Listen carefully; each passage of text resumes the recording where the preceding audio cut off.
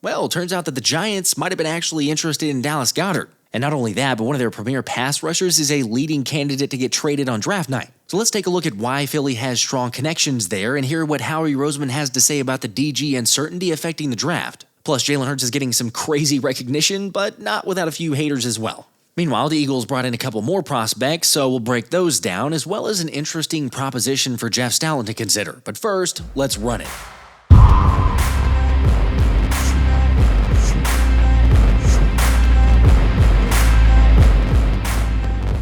What's up, guys? I don't know about you, but I still find myself, even though we're like 2 months since winning the Super Bowl, going back and rewatching the game and reliving the moments and bringing back all that emotion. So when Cowboys former running back Emmitt Smith hopped on a local Dallas radio station a few days ago to voice some frustration over the Eagles' success, that got me feeling even better.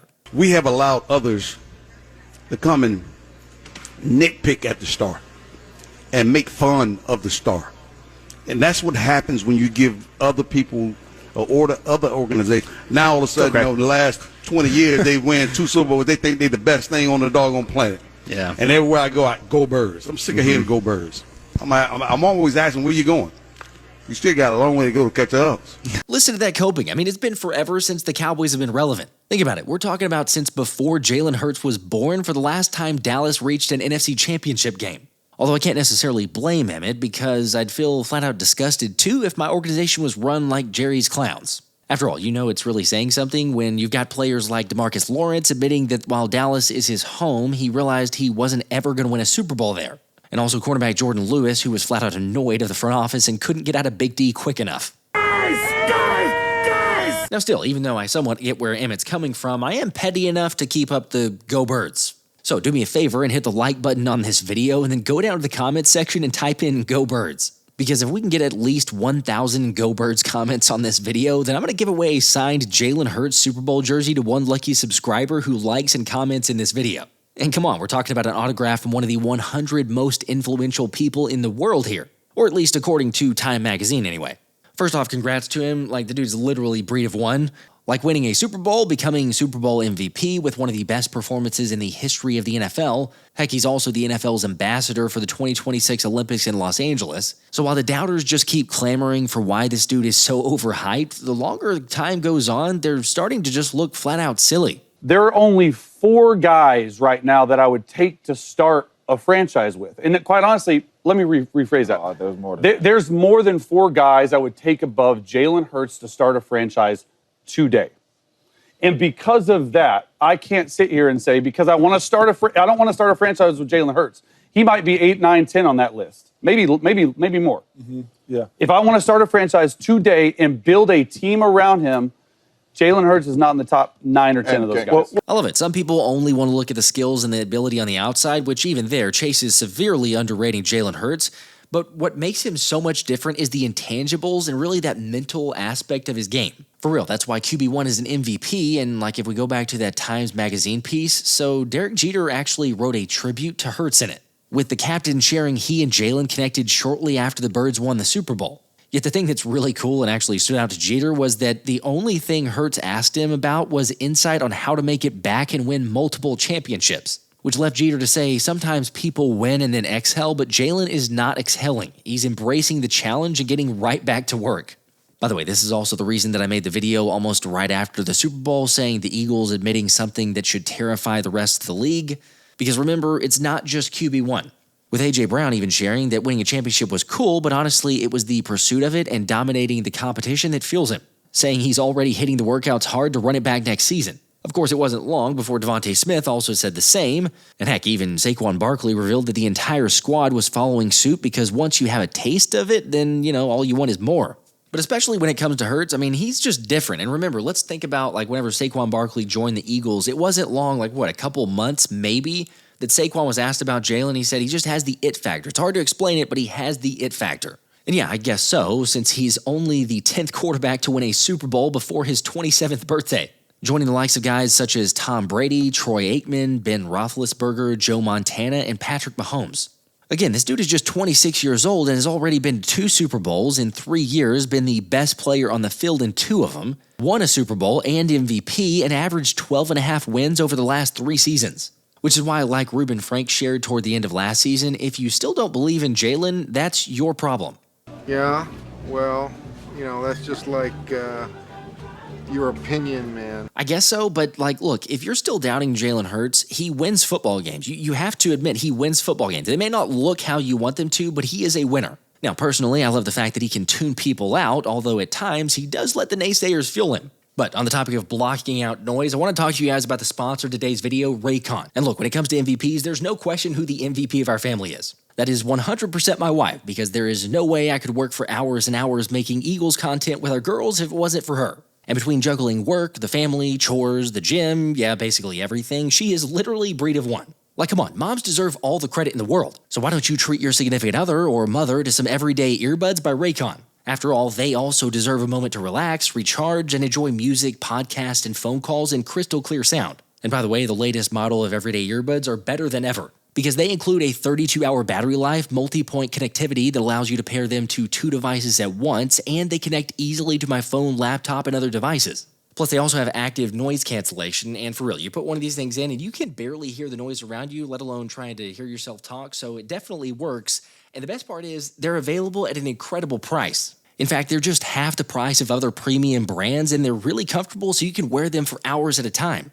The everyday earbuds are also available in a variety of colors to complement both you and your mom's style. And not only that, but the protective case that it comes with supports wireless charging, so there's no need to take it off. This thing is legit. The quick charging can even give you 90 minutes of battery life in just 10 minutes of charging.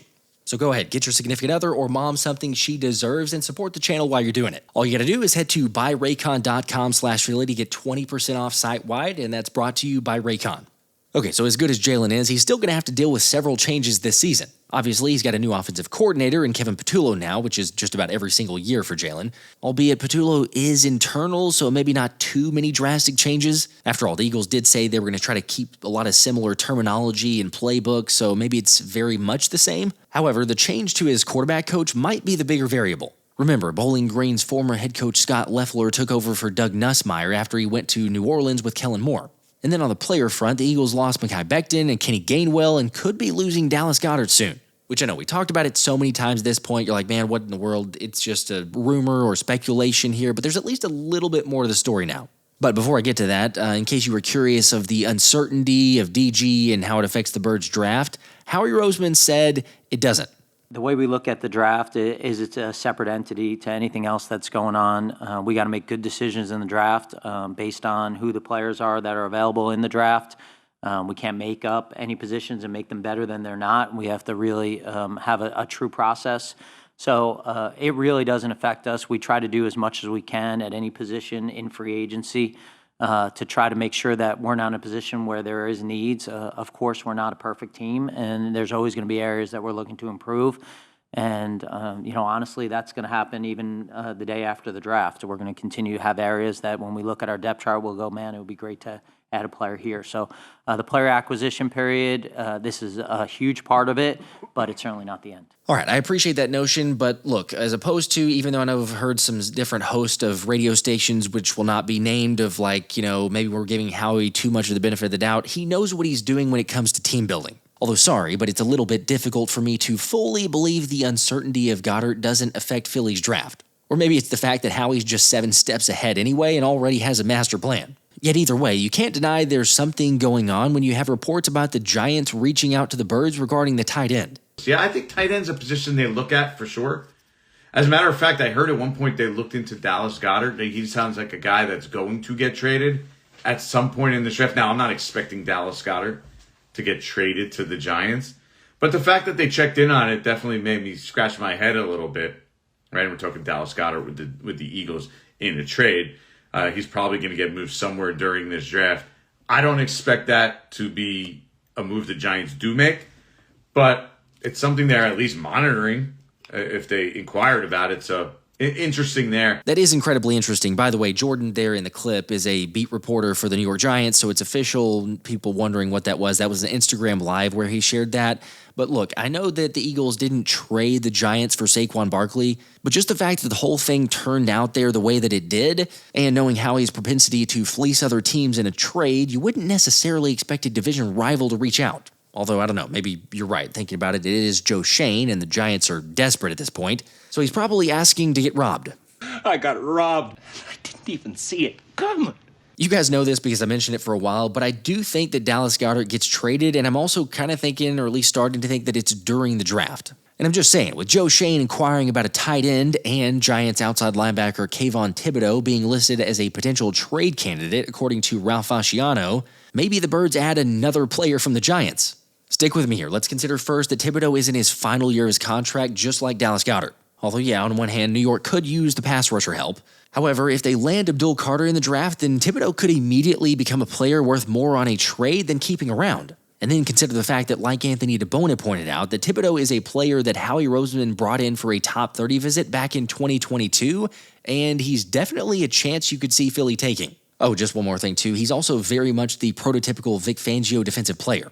Are you kidding me? 6'5", 260 pounds, former first-round pick, does have some productivity as well, but versatile, how Fangio could use him, yeah, that screams like a move that Howie might make. I mean, look, at 24 years old, Thibodeaux's production didn't necessarily show up in his rookie year with just 4 sacks, but year 2, he had 11.5 sacks in 17 games before posting 5.5 sacks last season in 12 games. Although the other element here is that the Giants played so many games from behind that rushing the passer wasn't a regular luxury for Kayvon to expect. Yet think about it, with this Eagles offense scoring points and Fangio's defense, I would totally be in favor of a Goedert for Tibbs trade, and then, pick swap, yes, we'd have to throw in some picks there, but definitely in favor of that.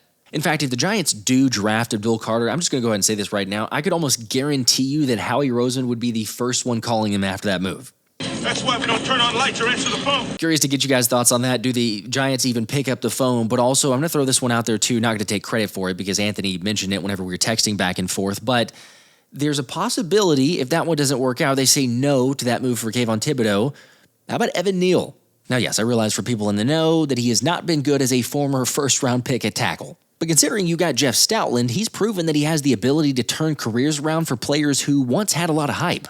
And come on, Neal is practically another mountain at 6'8", 350 pounds. Plus, say what you will about him, but he does run block well.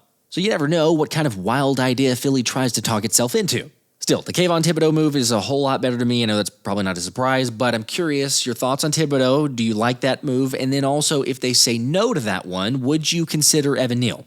Honestly, the closer we get to the draft, the more you can realize just how many endless options are out there for Howie to make. Which is why the Eagles GM re-emphasized the importance of top 30 visits for prospects. And on that note, Philly actually brought in a couple more guys today, and Minnesota cornerback Justin Wally and Navy safety Rayon Lane III. Now, I should mention that Lane's visit actually turned out to be a local visit and not a top 30 one, but as for Wally, he could be a late-round sleeper to consider. Now, if you haven't followed Wally, he's a 5'11 senior who registered 42 tackles, 10 pass breakups, and 2 interceptions last season while running one of them back for a touchdown. And based on his play, Wally actually ended up making second-team All-Big Ten. Anyway, when it comes to his athleticism, this dude was the 9th most athletic in the class and has a ton of experience. Seriously, he started 42 of his 49 games when he was at Minnesota. And for the positives, he's got good mirror and match footwork with a willingness to come up and deliver a hit. However, the negatives are that he uses his hands too much, will definitely get called for penalties at this next level, and his ball hawking presence, while it can be good for turnovers, can definitely get beat on his double moves at times. So maybe a late-round flyer, but either way, you look at all the visits and see so many cornerbacks meeting with the Birds, and I think it's blatantly obvious that Howie's gearing up to bring in some more competition, especially at corner. Like I said, there's so many ways you could go, and I can't wait for the draft. Which, reminder, we will be streaming the first couple of nights during the draft with all kinds of crazy giveaways and promos and everything else. So make sure to subscribe and then turn the notifications on so that you don't miss it out when we go live and that you can hang out with us during the draft. And also do me a favor and drop a like if you haven't already on this video, and then let's end this thing the way that we started out. Go Birds. Until next time, this has been the Philly Special.